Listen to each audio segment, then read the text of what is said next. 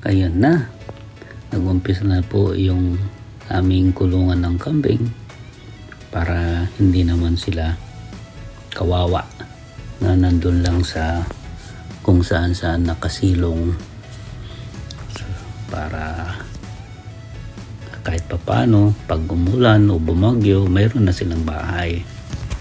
Ayan, kasi 8 yung ating kambing, kaya excited na ako na matapos nang maisilong na natin sila.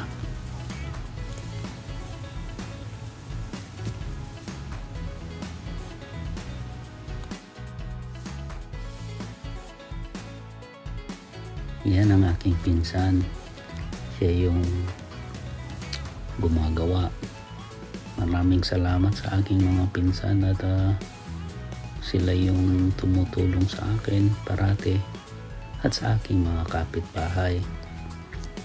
Siyempre ang aking mga pinsan ay talagang kuwan na yan, kahit hindi ko sinasabi sila na yung bahala, talagang nagmamalasakit ang mga yan. Maraming salamat mga pinsan.